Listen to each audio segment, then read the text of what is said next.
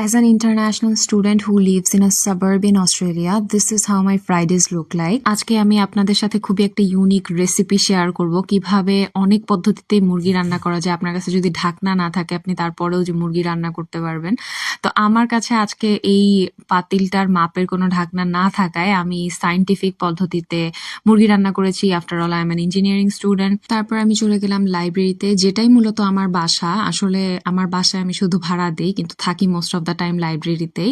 So আমি সবসময় আমার পাশে অনেক খাবার দাবার নিয়ে বসি, কারণ আমার একটু পরপর খিদা লেগে যায়, আর আমার খিদা লাগলে একদমই আমি কাজ করতে পারি না। এরপরে আমি তাড়াহুড়া করে 12টার দিকে বাসায় গিয়ে রেডি হয়ে নামাজ পড়তে গেছিলাম, যেহেতু শুক্রবার।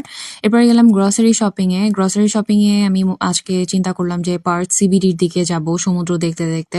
আর পার্থ সিবিডি আমার খুবই ভালো লাগে। এটা হচ্ছে পার্থের একদম সেন্টার পয়েন্ট। এটা যেরকম এখানে খুব আরবান একটা ভাইব, আবার ভিতরে কিন্তু এরকম ওদের বাসা বাড়িগুলোর সামনে খুব সুন্দর গার্ডেন, যেটা দেখলে আবার মনে হয় যে এটা একটা গ্রাম। রাস্তায় দেখি একটা ভেহিকেল এরকম করে রাখা, তো এটা আসলে বিষয়টা কি আমি বুঝি নাই। তারপর গেলাম কোলসে। কোলস হচ্ছে ওদের অনেক বড় একটা মেগা গ্রসারি শপিং স্টোর। ওদের গ্রসারি শপিং গুলাতে কিন্তু একদম মাল্টি কালচারাল খাবার থাকে আর কি। রুটি, ভিয়েতনামিজ খাবার, সব টাইপের খাবারই পাওয়া যায়। আমি তো অবশ্যই মোস্টলি বাংলাদেশি বা ইন্ডিয়ান খাবার কিনি।